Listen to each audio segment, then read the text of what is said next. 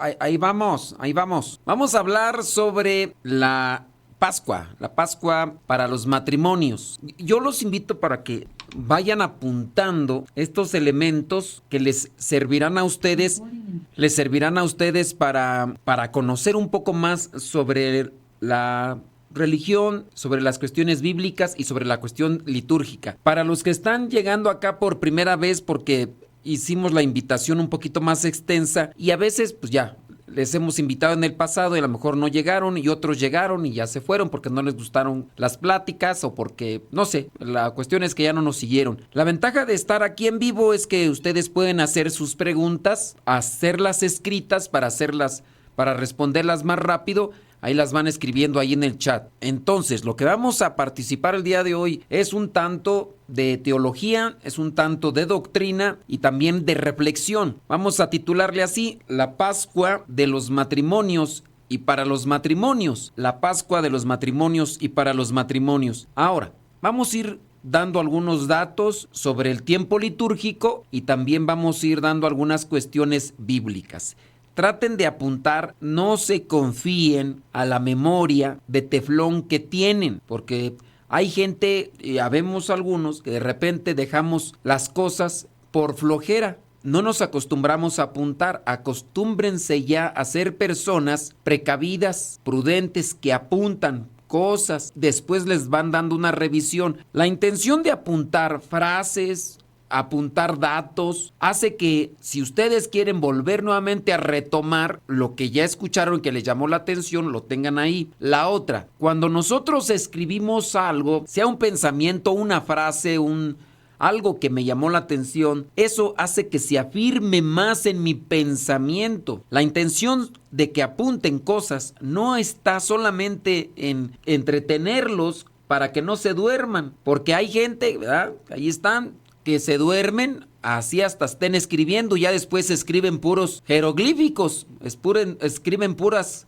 cosas ahí de electrocardiograma. Para los que no sepan del electrocardiograma, pues es esa cosa que va como haciendo picos, como más bien es el lector de los terremotos, no sé cómo se le llama ese, a ver si ya después investigo cómo se llama el que va escribiendo las ondas de los terremotos.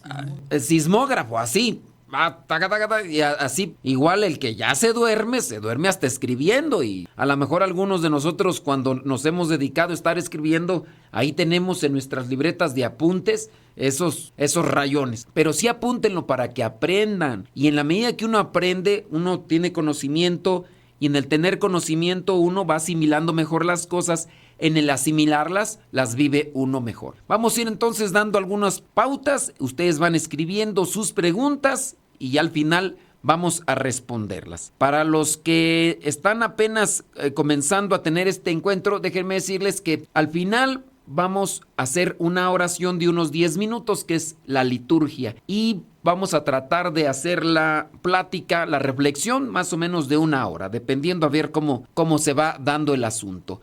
Comencemos entonces con este tema de la Pascua de los matrimonios para los matrimonios. Muy bien, sepan ustedes que la palabra Pascua significa paso. La palabra Pascua significa paso. La palabra Pascua viene del hebreo Pesha, que significa paso, paso. Los judíos tienen una Pascua, el Pesha. Los cristianos tenemos otra Pascua. Se le llama paso, paso de Dios, paso del Señor. Para los judíos, la Pascua se refiere al paso del Señor entre ellos. Y lo que vendría a ser la nota bíblica más específica es cuando Dios pasa por sus casas, hablando del tiempo de la liberación del pueblo de Israel. Si usted se va perdiendo por los datos bíblicos, no se desespere, esto en algún momento ya puede irle agarrando la onda. Cuando el pueblo de Israel, después de estar 430 años en Egipto,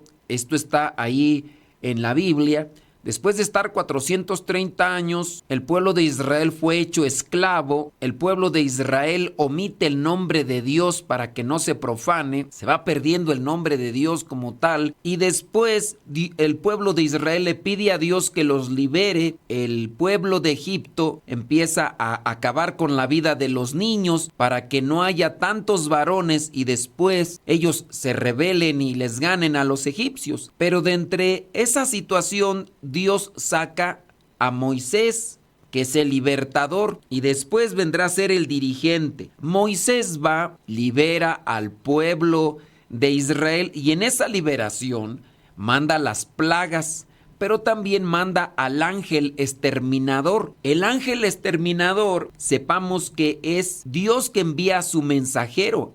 Ángel significa enviado. Apunten esas cosas que a lo mejor las tenían o no las tenían.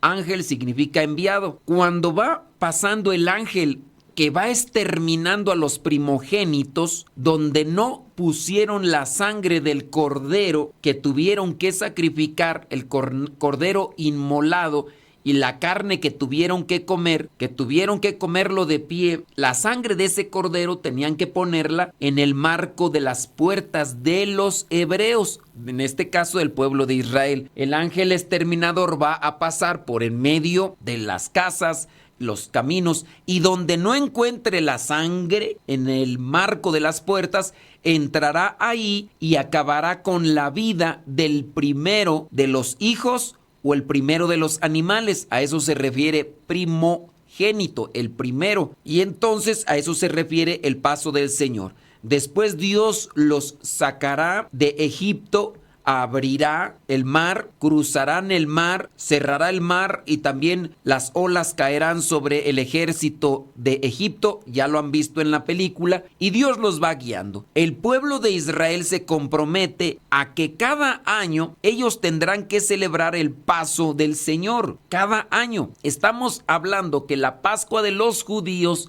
dura, dependiendo, 7 u 8 días. Para los que están dentro del territorio, celebran 7 días. Para los que están fuera del territorio del pueblo de Israel, estarán celebrando 8 días. Paso del Señor, Pascua, Peshá, Pascua judía. Jesús, siendo judío, está celebrando entonces la Pascua judía. La celebra la última cena la celebra el primer día de la Pascua. ¿Cómo le hacen los judíos para celebrar su Pascua? Cuando el pueblo de Israel está saliendo de Egipto, les dice que tienen que salir en la primera luna llena después del equinoccio. El calendario judío está basado con base a los tiempos de la luna. La primera luna llena que aparece después del equinoccio de primavera, ahí comienza lo que es esa Pascua de los judíos. El Señor Jesús celebra el primer día correspondiente al jueves nuestro. Por eso es que nosotros celebramos la institución de la Eucaristía en Jueves Santo, porque ahí es donde comenzó, en jueves comenzó lo que vendría a ser la Pascua. La Pascua de los judíos. Ahora, ¿cómo sabemos en qué jueves? Bueno, lo que vamos a hacer es esto. Jesucristo resucita en el primer domingo de luna llena después del equinoccio. Para esto, pues hay que tener conocimientos de astronomía, no de astrología. La astrología es de Walter Mercado. La astronomía es la cuestión de las estrellas. Lo mismo que estudiaron estos sabios de Oriente, analizando y estudiando las estrellas, se dan cuenta de que van a ser un rey y entonces van en busca de ese rey con base a lo que estudiaron de las estrellas y los planetas y más. Ahora, el Señor Jesús resucita en el primer día de la semana, que corresponde al domingo de luna llena, el primer domingo de luna llena después del equinoccio de primavera. Entonces, el jueves anterior a ese domingo es cuando comienza el Jueves Santo, el Trido Pascual. Espero que no se revuelva y apúntele. Y si ya lo sabe, qué bueno. Cuando los judíos tienen lo que vendría a ser el mismo día que nosotros del Domingo de Resurrección, la Iglesia Católica, por respeto, atrasa la celebración. Pongamos el ejemplo. Imagínate que viene el equinoccio de primavera y viene el primer día de luna llena, y ese primer día de luna llena cae en el domingo de resurrección, que para nosotros la celebración del domingo de la resurrección tiene que coincidir con el primer domingo de luna llena después del equinoccio. No se vayan a perder porque esto puede sonar aburrido, pero es interesante. Entonces, el primer domingo de luna llena después del equinoccio es cuando se celebra el domingo de resurrección. Pero lo que es la luna llena puede aparecer días antes. Puede aparecer el viernes, jueves o miércoles. Pero nosotros los cristianos católicos celebramos domingo de resurrección en ese primer domingo de luna llena. Y puede ser que haya comenzado el día lunes, martes, los días de luna llena. Pero si cayó en el domingo, como si cayó en el año 2024, el primer día de luna llena cayó en domingo de resurrección para nosotros. Lo que hizo la Iglesia Católica, no celebró el primer domingo de luna llena, sino celebró el segundo, por respeto a los judíos. Los católicos, la Iglesia trasladó entonces al segundo domingo de luna llena el domingo de resurrección. ¿Cuántos días dijimos que dura la Pascua de los judíos? Ya lo tuvieron que haber apuntado porque ya lo dije. La Pascua de los cristianos católicos, ¿cuánto dura? Ahí va el dato. La Pascua católica, la Pascua cristiana católica dura 50 días. La Pascua cristiana comienza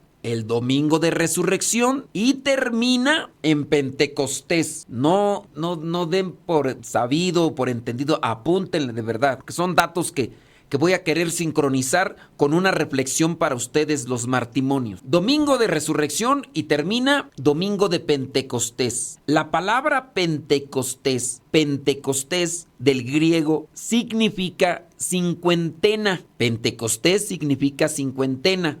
No significa venida del Espíritu Santo. Pentecostés significa cincuentena, es decir, 50 días. Esta celebración de Pentecostés de 50 días también la celebran los judíos. En el tiempo de los apóstoles, al estar ellos encerrados, se estaba celebrando Pentecostés, 50 días de una fiesta de los judíos, y es cuando viene el Espíritu Santo y por eso se recuerda. Regresemos al punto. ¿Por qué la Cuaresma y la Pascua tiene fecha movible en el calendario, a diferencia del 24 de diciembre o 25 de diciembre? Porque Cuaresma y Pascua, más bien la Pascua es porque se mueve conforme a la luna llena. Es decir, que la Pascua está fijada más bien en los movimientos de la luna y no en el calendario. La Iglesia Católica ha estado buscando acomodar una fecha fija en el calendario de la Pascua. Los cristianos católicos ortodoxos, que no están unidos a la Iglesia Católica porque ellos no siguen al Papa, siguen a un patriarca. Digamos que se dio una división, de eso podríamos hablar en otro momento, pero son cristianos católicos ortodoxos, no siguen al Papa, sino que siguen a un patriarca. Ellos sí tienen un día en el calendario fuera de lo que vendría a ser el calendario lunar. Ellos más bien un día. ¿Qué día es? No me acuerdo, pero ellos están relacionados con el calendario alejandrino, pero no me acuerdo ahorita y eso no lo investigué. Regresando entonces a la Pascua cristiana católica, comienza el domingo de resurrección, primer domingo de luna llena después del equinoccio, y termina en Pentecostés. La palabra Pascua significa paso del Señor, si lo queremos aplicar así. Vámonos a otros datos. Ya después incluso podría darles estos datos si ustedes quieren aprender. Los que más van a estar interesados pues, son los que están en las catequesis, la catequista o los que predican. Y ya los que no, pues van a decir, ay, ¿yo para qué quiero eso? Yo no lo necesito. Lo necesitas para que conozcas, asimiles y vivas mejor tu fe. Dato número 1 de la Pascua cristiana. La Pascua es el corazón del año litúrgico. Es ahí donde se centra nuestra atención. No es ni el nacimiento, no es otra celebración, la de Cristo Rey. No, es la Pascua. en la resurrección. Pascua. Cuando hablamos de Pascua cristiana, estamos hablando del paso del Señor de la vida a la muerte y la resurrección. Cuando hablamos de la Pascua judía, hablamos de la liberación del pueblo de Israel y el paso del Señor por medio de su pueblo. El paso del Señor con su ángel exterminador y la liberación del pueblo de Israel. Ahí ya escriban esas cuestiones. Ahí está hablando muy rápido, no alcanzo a apuntar. Pues apúrele, porque aquí vamos corriendo, porque son muchos datos. El Papa León I la llama la fiesta mayor y dice que la Navidad se celebra en preparación a la Pascua. Sepan ustedes que la Navidad no se celebraba en los primeros años de la era cristiana. No era importante la Navidad. Viene la palabra natividad, que significa nacimiento. No era importante el nacimiento del Señor Jesús. Y ustedes lo comprobarán porque hay un evangelio que ni narra nada, no narra nada del nacimiento del Señor Jesús. Vean cuál de los 4 evangelios es el que ni menciona eso. Ahorita no lo busquen, solamente se los dejo para que indaguen y vean cuál de los evangelios no menciona absolutamente nada de los orígenes ni del nacimiento de Cristo. ¿Cuál de los 4? Ahí apúntenlo. Entonces, no, fue ya hasta el siglo II, siglo III, cuando empezó a adaptarse como algo importante el nacimiento de Cristo. Ya se celebraba la Cuaresma, ya se celebraba la Pascua, y por eso es que adquiere estas notas características más bien de la Cuaresma, el color morado. En sus inicios, lo que vendría a ser el nacimiento de Cristo era así como una Cuaresma. Ya después fueron cambiando las cosas. De esto, si no me equivoco, creo que ya hablamos en la catequesis que dimos sobre el tiempo de Adviento. Regresando entonces al punto, lo principal y lo que vendría a ser la base de nuestra fe cristiana es la Pascua. Si no hay resurrección, nuestra fe no se sostiene. Punto número 1, entonces, la Pascua es el corazón del año litúrgico. Número 2, la Pascua cristiana comienza el sábado antes del domingo de resurrección, la noche de la vigilia pascual. Ahora, ¿por qué comienza el sábado en la noche? Apunten este otro dato. Dentro de la liturgia, y también dentro del esquema de días para los judíos, el día no comienza a las 12 de la noche como sí comienza para nosotros dentro de este calendario romano, y a su vez también en este horario que nosotros manejamos, que a partir de las 12 de la medianoche, con el primer minuto, comienza el nuevo día. Dentro de los judíos y dentro de la liturgia, el día comienza con el anochecer, dado sus diferencias. Hay veces que comienza a anochecer a las 6 de la tarde, hay veces que a las 7, pero hay lugares donde anochece a las 3 de la tarde, 4 de la tarde, dígase para la parte norte de Estados Unidos, que es donde me ha tocado saber que a las 4 ya está oscuro, y dígase para la parte del este, para la parte de California, donde incluso llegan a ser las 9:30 de la noche o 10 de la noche y apenas se está metiendo el sol. No es entonces solamente con el oscurecer del día que comienza lo que vendría a ser el día para la liturgia o para los judíos. En este caso, para la liturgia, más o menos viene a estandarizarse que es a partir de las 6 de la tarde. Si es que se encuentran en California, ya empieza a anochecer a las 10 de la noche, ¿no? 9:30 de la noche, todavía estaba el sol por ahí en una ocasión donde andaba por allá, y como estuve viviendo, pues también igual tengo ese dato. Y dígase para la parte del norte de Estados Unidos, donde a las 4 de la tarde está bien oscuro, como si estuviera ya prácticamente muy noche. Y no entonces solamente es con el oscurecer, sino más o menos viene a estandarizarse ahí 6 o 7 en la noche. Ok, ya está allí ese otro dato. Segundo dato. Tercer dato. La Pascua cristiana dura 50 días, es decir, 7 semanas. Ese es el dato número 3. Dato número 4. La palabra Pascua viene del hebreo Pesha y del griego Pascha, Pascha. La palabra Pascua en español significa paso o salto. La Pascua cristiana es el paso del Señor. Ese es el dato número 4. Siguiente dato, número 5.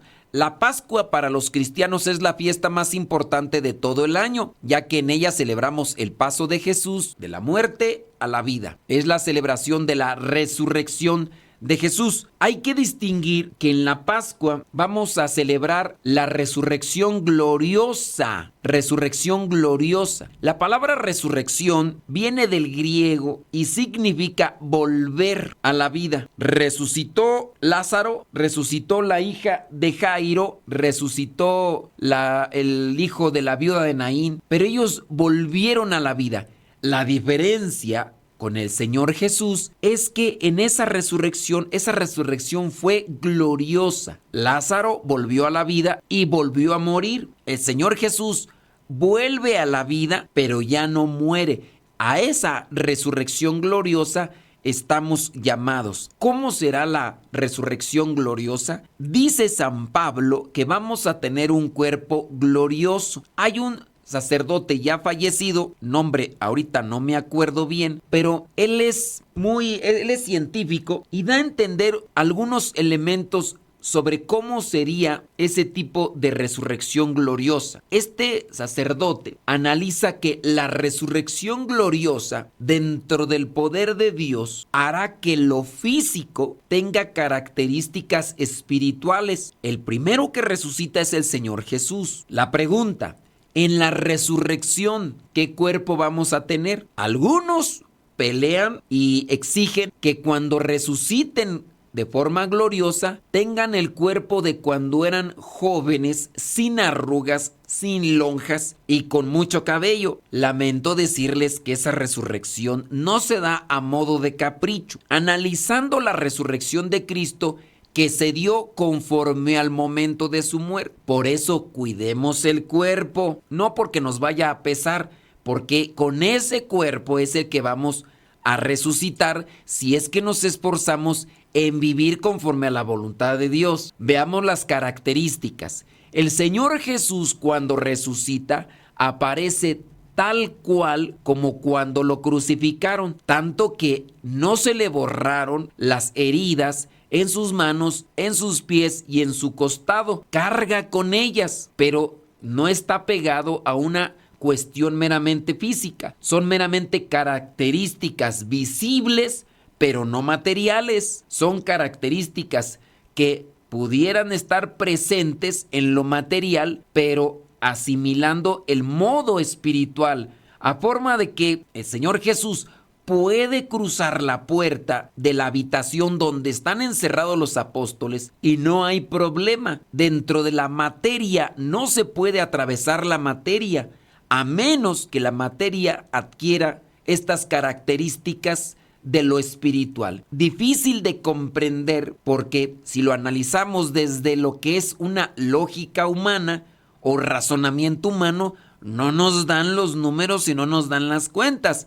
Pero dentro de la fe es posible por el poder que otorga Dios a esa resurrección gloriosa. No tengamos miedo ni tengamos duda de que así pueda suceder. No tendremos apego a lo material, como no tendremos apego a lo carnal ni a lo sensible, dado que no estamos ligados a esto que más bien es un movimiento de nuestro cuerpo. Dígase la necesidad de tomar, de comer e incluso hasta la misma de sentir. No me voy a detener mucho en eso, dado que carezco de muchos elementos para poderlos plantear, pero espero que con esa pequeña explicación haya más o menos quedado claro para los que tengan duda. Regresando entonces a los elementos de la Pascua. La Pascua cristiana tiene sus orígenes en la Pascua judía, es el paso de Dios. Esta se comenzó a celebrar en la primera luna de primavera para recordar el momento cuando Dios liberó al pueblo de Israel del país de Egipto donde los tenían como esclavos. Dato 7. La Pascua cristiana celebra el paso del Señor entre nosotros. La resurrección de Jesucristo viene a liberarnos del pecado al vencer la muerte y abrir las puertas del paraíso que estaban cerradas por el pecado de Adán y de Eva. Dato con relación a la Pascua. Si el paraíso estaba cerrado, ¿a dónde iban los justos, los que morían siendo justos? Estos iban a los infiernos o al llamado Sheol o al llamado lugar de los muertos, así mencionado por los judíos. Abraham, Jeremías, Eliseo, aquellos que fueron justos iban a este lugar. Cuando los apóstoles, después de la resurrección de Cristo, llegan a estandarizar una línea o estructura que viene a ser la columna vertebral de la fe y de la religión cristiana, en este caso católica, teniendo en cuenta que en el siglo II es cuando San Ignacio de Antioquía dice: somos católicos, esta iglesia es católica, y al decir que es católica es universal, porque eso es lo que significa la palabra católica, universal, es decir, que los cristianos católicos ya estamos por todas partes. Regresando a la cuestión, apúntele, ¿en qué siglo? Siglo II. En el siglo II, San Ignacio de Antioquía llama a la iglesia de Cristo Iglesia Católica. Regresando a la cuestión, entonces ya me perdí porque ya iba a decir otra cosa y ya no me acuerdo qué iba a decir, pero ahorita si me acuerdo se los menciono. Retornando a los puntos, la iglesia entonces tiene estos principios. Es que les iba a completar la otra información, pero ya se me chispó porque lo estoy manejando todo conforme me voy acordando y solamente tengo aquí unas líneas como tal, pero ahorita, si me la acuerdan y ya ahorita les respondo. Ok, entonces, regresando a esta cuestión de la resurrección de Cristo. Es que traigo todavía ahí el rollito de quererles dar a conocer eso, pero no me acuerdo cuál. Bueno, vamos al punto número 7. La resurrección de Jesucristo viene a liberarnos del pecado al vencer la muerte y abrir las puertas. Sí, sobre la cuestión, ¿a dónde iban los hombres justos que morían antes de la resurrección de Cristo? Iban al Sheol.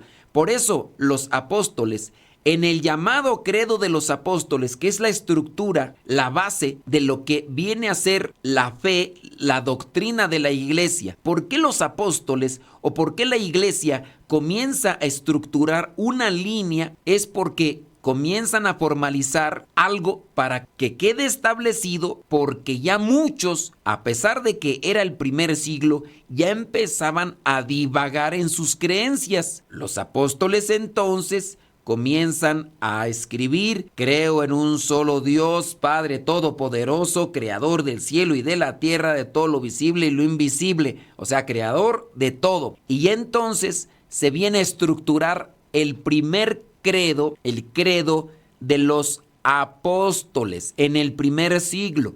Y en ese credo, que por cierto es el que se dice durante la octava de Pascua, o se puede decir, en ese credo se señala que el Señor Jesús bajó a los infiernos. Para la respuesta de algunos que cuestionan, ¿por qué bajó a los infiernos? ¿Bajó al mismo infierno donde está el diablo? No.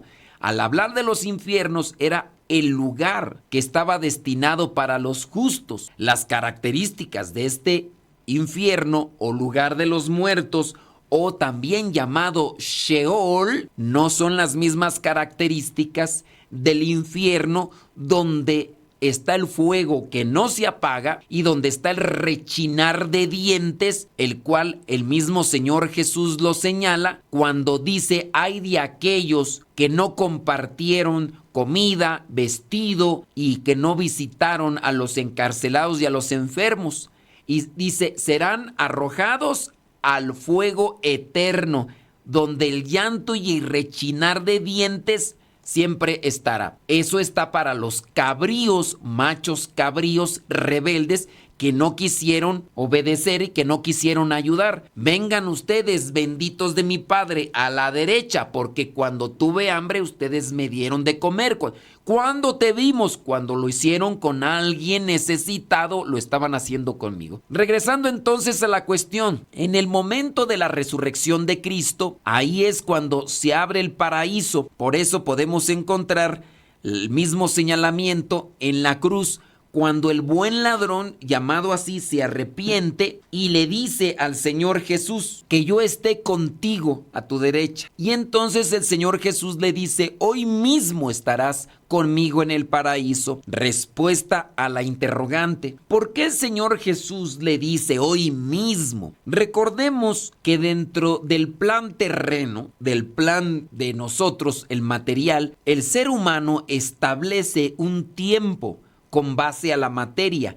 ¿Qué es el tiempo? Dado el punto y análisis que hace San Agustín, el obispo de Hipona, el tiempo no es más que la medición del movimiento. El tiempo es la medición del movimiento dentro de lo material. El tiempo para nosotros es diferente al tiempo que se puede estar viviendo en la luna o en otro planeta, si es que se pudiera llegar. Son datos filosóficos, son datos también incluso astronómicos, porque si ustedes han visto películas como esa película de Interestelar, que tiene ahí algunas cuestiones interesantes de astronomía, reflejan ahí cuánto es el tiempo en diferentes planetas conforme a lo que es el diámetro, la circunferencia de cada planeta. Si es que nosotros queremos medirlo desde nuestro planeta, es muy diferente a ello. Regresando entonces, ¿qué es el tiempo para San Agustín? El tiempo para San Agustín es la medición del movimiento. Por si ustedes quieren ahí aprender un poquito más de cuestiones que van en la línea de la teología. Ok, regresando a la cuestión, ¿por qué el Señor Jesús dice, hoy mismo estarás conmigo en el paraíso? ¿Cómo se maneja el tiempo dentro del plan de Dios? El tiempo dentro del plan de Dios se maneja en un eterno presente. En el plan de Dios ya no existen los minutos, los segundos, como si lo manejamos en la tierra. Es otra dimensión difícil de poderla agarrar en nuestra cabeza, que se maneja más al modo lógico humano o al modo razonable en la cuestión humana, y pues no nos dan los puntos, no nos dan los números y no nos dan ahí. Pero cuando se habla de Dios, se habla del eterno presente. En el eterno presente de Dios, Dios, al ser omnipresente, omnisciente y omnipotente, para Dios el tiempo como tal de nosotros no existe. Dios o puede estar en el pasado nuestro o en el futuro nuestro o en el presente, es el eterno presente. Por eso es que se le dice hoy mismo. Por eso es difícil a veces entender cuando se dice: ¿por qué Cristo resucitó al tercer día? Sí, resucitó al tercer día. Recordemos que dentro de el calendario o la forma judía, los días se manejan diferentes a nosotros. ¿Qué día murió Cristo? El viernes, sábado, y cuando resucitó, domingo. Dentro del calendario como tal judío, no se maneja un cero. Hablamos de 3, viernes, sábado y domingo. Cuando resucitó, al tercer día voy a resucitar. Solamente que nosotros lo medimos a forma de nuestros tiempos, pero no cuadran porque estamos aquí, entonces necesitamos tomar las cuestiones judías. Regresando entonces a otros puntos, apúntenle, porque ya después si me dicen, ¿me lo podría repetir? Mejor van a escuchar la grabación y ya para que le agarren el asunto bien. La Pascua cristiana, esto ya el punto 7. Punto 8. En la Pascua cristiana, el color en la liturgia es blanco, simboliza alegría. El color blanco en la liturgia cristiana católica significa alegría, triunfo, blanco. Toda la Pascua se celebra en blanco, a su excepción del día de Pentecostés, que se celebrará en rojo. Dato número 9. La primera semana de Pascua se vive como si fuera un domingo. Se le llama octava de Pascua a partir del domingo de resurrección, después lunes, martes, miércoles, jueves, viernes, sábado y domingo. Todos esos días se estarán celebrando como si fuera un domingo largo. A esos 8 días se les llaman octava de Pascua. Para los que rezamos la liturgia, nos daremos cuenta que vamos a estar rezando los mismos salmos. Los salmos en la mañana, los salmos y en la noche se va a estar rezando las completas del sábado, domingo, sábado, domingo, sábado, domingo, sábado, domingo. Y ahí vamos entonces a estar haciendo ese ping-pong, rezando los mismos salmos. Dato número, ¿qué más? El número 9, en toda la semana de la octava de Pascua se canta el Gloria y la liturgia de las horas repite los salmos en todas las horas de la liturgia como si fuera domingo. Entonces, durante toda la octava de Pascua se canta Gloria. Pasando esos 8 días, ya solamente se cantará en domingo el Gloria, mas no entre semana. Otro punto y otro aspecto, el cirio pascual. El cirio pascual que se ha bendecido en el sábado de la vigilia pascual, el domingo antes de la resurrección, ese cirio permanecerá encendido durante toda la Pascua. Durante toda la octava de Pascua. Terminando la octava de Pascua, se encenderá cada domingo de Pascua hasta llegar a Pentecostés. Regreso. El cirio estará encendido solo, así lo dice la norma litúrgica, no lo digo yo. La norma litúrgica señala que el cirio estará encendido, el cirio de la iglesia, no el cirio de tu casa, no, el cirio de la iglesia estará encendido durante toda la octava de Pascua. Pasando la octava de Pascua, se encenderá solamente los días domingo durante toda la Pascua. Llegando Pentecostés, ese cirio se tendrá que guardar. Ese cirio será sacado solamente en las celebraciones de sacramentos, dígase primera comunión, confirmación o misas de cuerpo presente de difuntos. Solamente hay iglesias que yo no sé por qué lo tienen ahí, como compraron unos cirios del tamaño del tanque de gas, pues quieren que se acabe, entonces por eso lo tienen prendido, pero no es correcto. Se incurre en una desobediencia a las normas litúrgicas. Entonces solamente toda la octava de Pascua, después cada domingo de resurrección se enciende, después se encenderá y se sacará para las celebraciones de los sacramentos y dígase también para lo que es las misas de cuerpo presente, solamente. ¿Qué otra cosa? Estamos en la 9. Número 10. El cirio pascual deberá estar prendido en todas las misas. Esto creo ya lo. La octava de Pascua, pasado el tiempo de Pascua, se guarda el cirio y se enciende solamente las misas de difuntos en las misas de sacramentos, como bautismos y confirmaciones. Y si no hay misa, pero si hay sacramento, también se enciende. Número 11. El cirio encendido simboliza la luz de Cristo presente entre nosotros. Ustedes que llevaron sus cirios, para ustedes fue mucho caos porque puedo llevar el cirio a la vigilia pascual, el cirio del año pasado, es que pues nomás lo prendí ese día. Encender el cirio es bendecirlo, ese cirio ya está bendito. Llevártelo solamente para que no te veas sin cirio y es que ¿qué va a decir la gente? Que no lleve cirio. ¿Ya para qué lo llevas? Ya está bendito. Lo que tienes que hacer no es encender cirios y cirios, es ponerte a rezar en tu casa con el cirio. No quieras adoptar estas normas litúrgicas que son específicamente para las iglesias o para los templos, no las quieras adoptar para tu casa. Y a lo mejor me puedes decir, entonces ¿para qué me está diciendo esas cosas que a mí ni me interesa? Yo ni soy sacristán, yo ni soy catequista, mejor dime otra cosa que me sirva. Te lo estoy dando para que lo sepas. Por si un día te toca y si un día te pones disponible, te va a servir. Otro dato número 12. El domingo de Pentecostés se utiliza el color rojo el color rojo simboliza el amor del Espíritu Santo, las lenguas de fuego, ya que ese día es cuando el Espíritu Santo se manifiesta en la iglesia fundada por Cristo y desde ese momento se manifiesta al mundo. La iglesia no nace con Pentecostés, la iglesia comienza a moverse con Pentecostés. La iglesia la fundó Cristo. ¿En qué momento fundó Cristo su iglesia? Cuando puso la primera piedra, ahí comienza una casa, ahí comienza la construcción, no cuando se bendice, ahí comenzó la casa, no, ya la casa se había construido desde que se puso la primera piedra. ¿En qué momento se puso la primera piedra?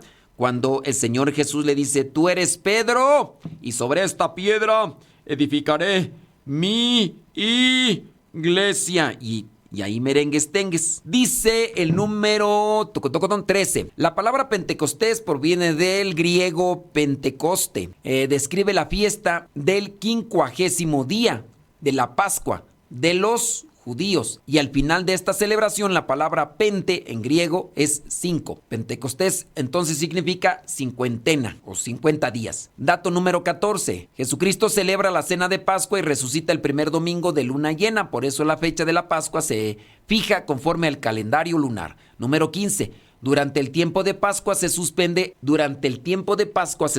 el rezo del Ángelus y se reza el Regina Coeli, que en español está traducido como Reina del Cielo, por la alegría junto a la Madre de Dios por la resurrección de su Hijo Jesucristo, hecho que marca el misterio más grande de la fe católica. Durante toda la Pascua no se reza el Ángelus, que se me ha pasado solamente un día por ahí en la radio y lo puse, el Ángelus, pero no fue consciente, fue inconscientemente, porque iba a echarme un taco y yo por la prisa puse el Ángelus en vez del Regina Coeli, y los que estaban despiertos luego empezaron a mandar mensaje. Está poniendo el Ángelus, está poniendo el Ángelus. Pues no me había dado cuenta, no fue intencional. Dato número 16. Hace muchos años el día de la resurrección tenía un domingo con fecha fija, así como lo celebran los ortodoxos. Pero fue en el primer concilio de Nicea, año 325, cuando se decretó que la celebración de la Pascua sería conforme al calendario lunar, es decir, apegado a la costumbre judía. En el concilio de Nicea es cuando se hace y se estructura el credo niceno-constantinopolitano. A ver, repítanlo después de mí. Credo niceno-constantinopolitano.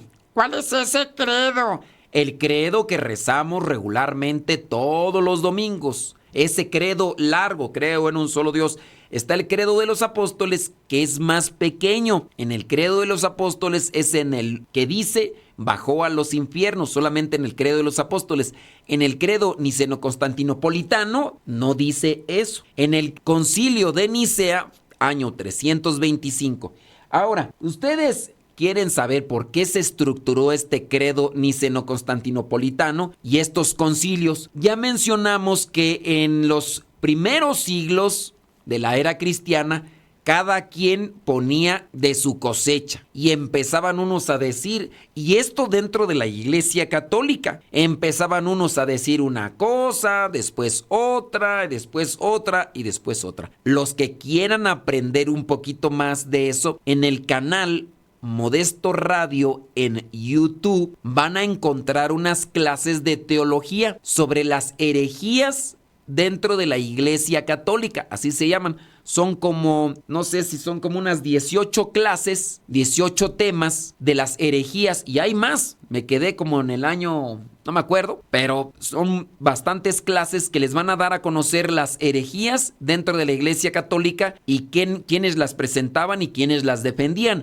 Y ahí aparece sobre lo que vendría a ser el pelagianismo, por Pelagio, que era un sacerdote católico. Acuérdense que algunos sacerdotes católicos, dígase entre ellos Martín Lutero o el obispo aquel Lefebvre y otros cuantos más, con mucha influencia, lograron arrastrar a un grupo importante de gente dentro de la Iglesia Católica, y por eso es que se hicieron este tipo de manifestaciones, sectas, grupos y herejías. La Iglesia por eso armaba estos concilios para aclarar aquellas dudas que se comenzaban a sembrar en diferentes sectores de la Iglesia y que llegaban a conquistar la mente de muchos seguidores de quienes las proponían. Dato número 17.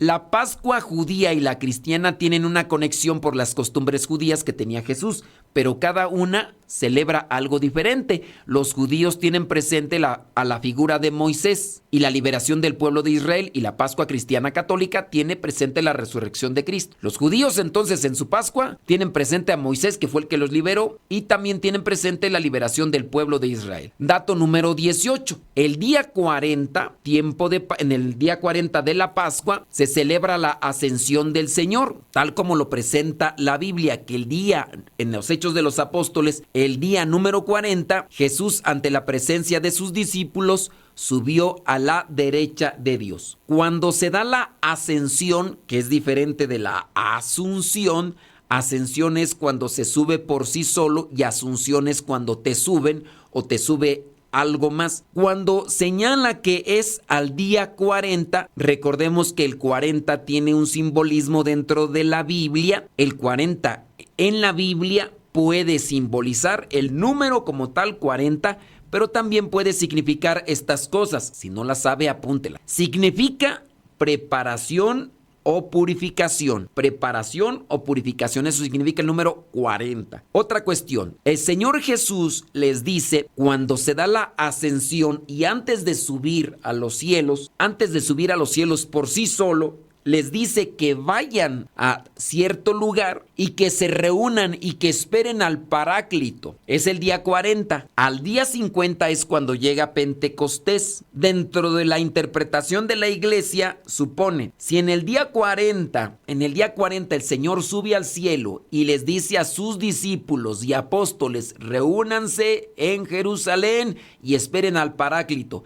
Y en el día 50 llega el Espíritu Santo. Los otros 9 días, la iglesia interpreta que los apóstoles, al estar reunidos en un lugar, quizá con miedo, esos 9 días los ocuparon los apóstoles no para jugar matatena, ni para jugar el avión. ¿Qué hacían durante esos 9 días antes de llegar al número 50 o al número 10? Rezaban. Dato cultural, dato también religioso. De ahí la iglesia toma los novenarios. La iglesia católica propone 9 días o un novenario a partir de esta interpretación. ¿Qué pudo estar haciendo los apóstoles antes de esperar al Espíritu Santo? Rezaban 9 días y por eso es que se propone el novenario. Hay más datos que compartir sobre la Pascua cristiana católica. Sí, a forma de reflexión, nosotros, tú y yo, también estamos en cierta forma en una Pascua. ¿Qué significa la Pascua? Significa paso. Tú y yo en este mundo estamos de paso. La diferencia es, el ejército de los egipcios también estaban detrás del pueblo de Israel. Ellos también estaban en un paso, pero es diferente. Ustedes como matrimonios, ¿con quién pasan en este mundo? ¿Pasamos en este mundo acompañados de Dios o nos acompañamos de las cosas materiales? ¿Nos distanciamos de Dios y nos abrazamos a los vicios y paseamos con el que nos propone la tentación, como lo hizo con el Señor Jesús estando en el desierto durante 40 días preparándose para después anunciar el reino y podernos mostrar cuál es el camino de la salvación? Por eso es tan importante que vivamos la Cuaresma, 40 días de preparación, para que la Pascua que nos toca caminar, la hagamos con Dios, la hagamos guiados por el Espíritu Santo. Un matrimonio que quiera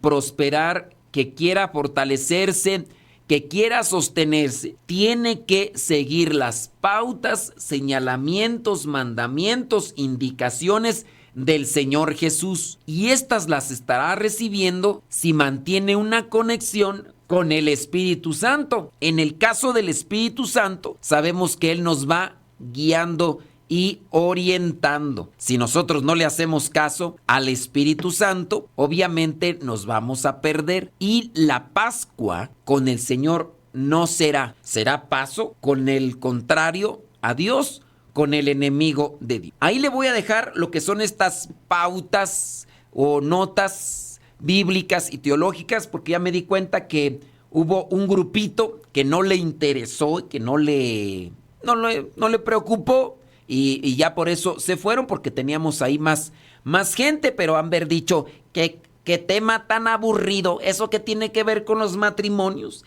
eso que tiene que ver conmigo. Yo lo que necesito es que me ayude con mi matrimonio, porque yo con mi pareja estoy bien mal, quiero rescatarlo, estamos separados, tenemos alcoholismo, tenemos violencia, tenemos esto, yo quiero que me ayuden.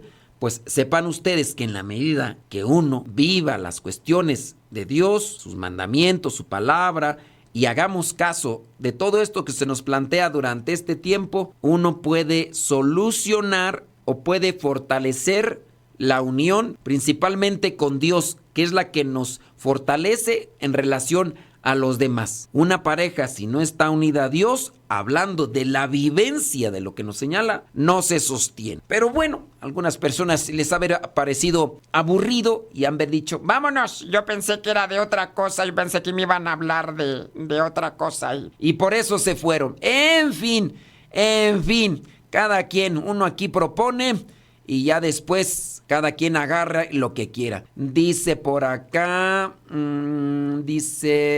¿qué pasa cuando un esposo no perdona y vive siempre reprochando todo? Bueno, es una persona que no está caminando con el Señor. Caminar con el Señor es vivir en la esperanza.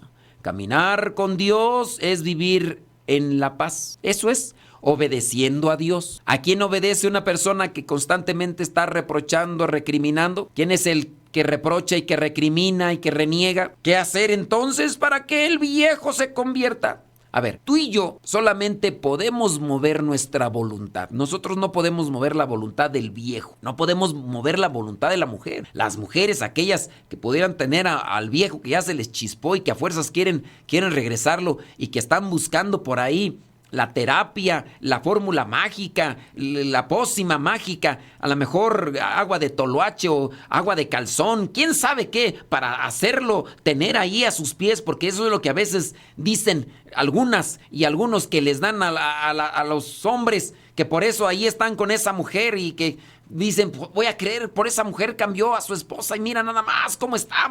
Y que de seguro le dio agua de calzón y quién sabe qué, el toloache y no sé qué. Y alguien quisiera esa frase, esa pócima o esa fórmula mágica para cambiar la voluntad del otro. Y déjenme decirles que no, eso no es viable, no es posible. Dios puede cambiar los corazones de la gente testaruda, mozocotuda, terca mula como tunas en San Luis. Pero Dios respeta nuestra libertad, no nos violenta. ¿Qué es lo que nos toca hacer? Vivir conforme a la voluntad de Dios, tener paciencia, orar nosotros. Pero es que yo quiero que el otro regrese, yo quiero que la otra regrese, yo quiero que ya no ande de bisbirindo. Pues te vas a cansar de querer y no vas a mover nada. Ojalá y te pudieras tú mover a la voluntad de Dios, siendo paciente y humilde y aceptando. Porque hay gente que, este señor dice por acá, el esposo se la pasa recriminando, reprochando. ¿Qué podemos hacer? Pues nada más orar. Yo lo he mencionado ya muchas veces. Al no poder cambiar al otro o a la otra, porque pueden ser de los dos lados,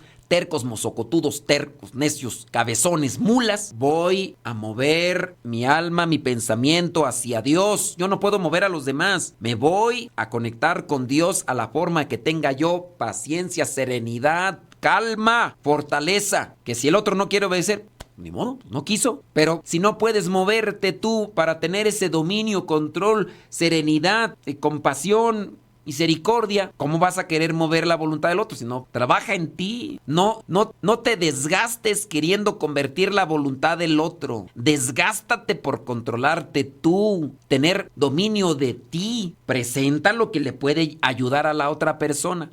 No te obsesiones, no seas caprichosa, terca, mozocotuda, necia, cabezona, mula, ¿entiende? O en el caso de algunas mujeres, ¿eh? ¿Qué otra cosa dice por acá? Dice... Ok, dice por acá...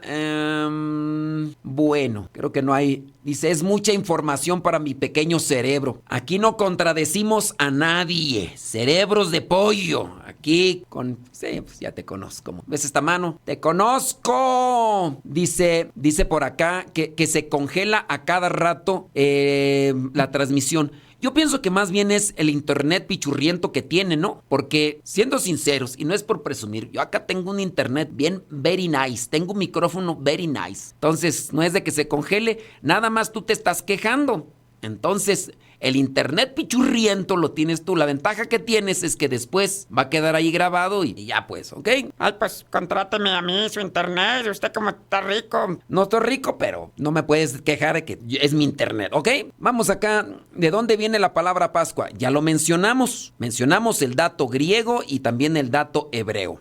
¿ok? Ya después ustedes si quieren apuntarlo, ya lo checamos por ahí, pero ya lo mencioné. Dice, es muy bueno el tema. Lo puede compartir para ver después. Es que aquí ya es bien tarde y ya se me están cerrando los ojos. El Sheol, ¿podemos pensar que es como llamamos el purgatorio? No, porque el Sheol o lugar de los muertos era el lugar para los hombres justos. Y en este caso era como un parteaguas. Si quisiéramos agregarle un término similar, podría ser el término que en la antigüedad se utilizaba dentro de la iglesia, que tiempo después se ha descartado. Para los que están más cascabeleados, como para la persona que tiene su cerebro de pollo, porque ya está cascabeleada, recordará que antiguamente se le decía limbo y que ahí iban los niños no bautizados. Era una creencia y una participación dentro de la enseñanza católica para con aquellos que morían sin el bautismo. Tiempo después, esto se descarta porque no hubo un fundamento bíblico, incluso inspiración que pudiera ratificar lo que vendría a ser este lugar para aquellos que morían sin haber sido bautizados. Si tú quisieras más o menos equiparar el Sheol, no sería conforme al purgatorio, más bien sería conforme al limbo. Dice por acá, cuando dice, hoy mismo estarás conmigo en el paraíso y resucitó al tercer día, ahí sí me confundo. Entonces, ¿el buen ladrón no estuvo en el cielo el mismo día o sí? Soy lenta para aprender. A ver, es que ustedes están... Ahí está el lento para aprender. Estamos en la tierra, manejamos 3 días. Pasamos al nivel espiritual, ya no se manejan 3 días. Estamos viendo ya el eterno presente de Dios. Te mueres, cuando te mueres, ¿vives en el plano terreno o en el plano espiritual? Si tú quieres ver el hoy mismo dentro de lo terreno, no encaja. El hoy mismo está en el plano espiritual, pero no podemos conjuntarlo porque estamos hablando de 2 cosas. Al tercer día resucitó en el plano terreno, medición humana. Hoy mismo, al hablar de el hoy mismo, habla del eterno presente de Dios, no del plano terreno, sino del plano espiritual. Bueno, traté de explicar, que si no entiendes, pues ya está medio difícil. Eso nos dijo el padre, que nadie puede apagar el cirio. Bueno, ya les dije yo lo que dice la liturgia. Lo que digan cualquier otro padrecito, pues allá cada quien, pero vean las normas litúrgicas. Hay un libro que se llama, y yo les he dicho por ahí que ustedes lo busquen, se llama Instrucción General del Misal Romano. Escríbalo, búsquelo. Puede encontrarlo en PDF, vaya a comprarlo a cualquier librería. Instrucción General del Misal Romano, y ahí están todas estas notas características con relación a lo que se celebra dentro de la Santa Misa. ¿Ok? ¿Que apuntó?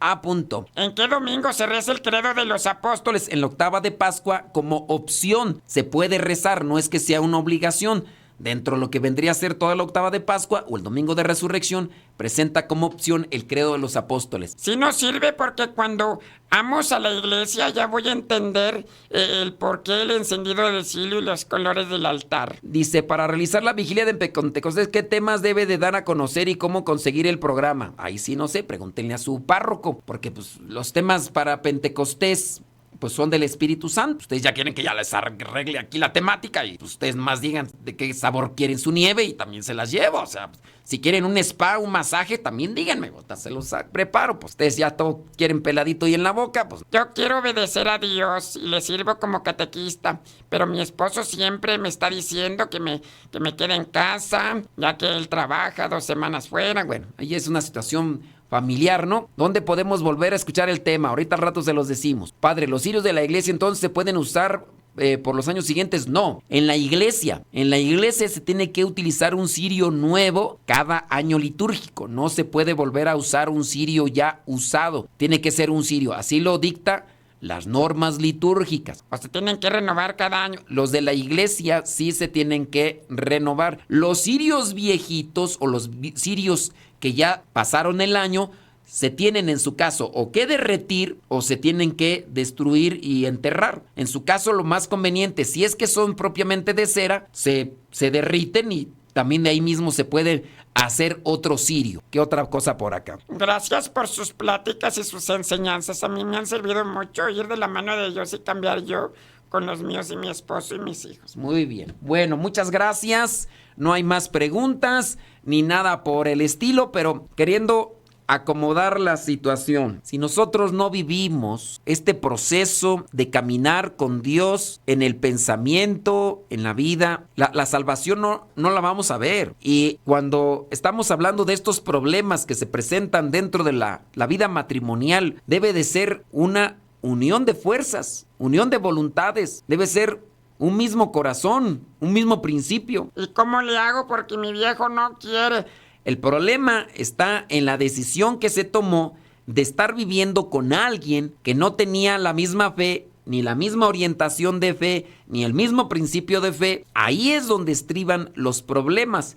El problema también después está en la no colaboración y vivir más a modo terrenal, dejándose guiar por lo que son las apetencias carnales y materiales y no conforme a lo que Dios dicta en la mente y el corazón de sus hijos. Ahí ya empieza el problema. Si ustedes quisieran revertir esa situación, cuando ustedes aceptaron a esa persona que hoy les está haciendo la vida de cuadritos, es difícil poder cambiar la voluntad del otro. Si ustedes quieren ayudar a cambiar la voluntad del otro, primero tienen que controlarse, dominarse. Si en tu desesperación, si en tu ansiedad, si en tu angustia, preocupación, quieres que el otro se convierte sin poder ni siquiera controlar eso, entonces no va a ser factible realmente que se llegue a dar ese sueño o esa realidad que ustedes están buscando. Y va a estar en chino. Va a estar en chino. Muy bien, pues vámonos entonces a la oración y ya cualquier cosa, pues al ratito les vamos a decir dónde vamos a dejar esta plática por si quisieran volverla a escuchar, ahí decirles en dónde está. Vamos entonces a la oración.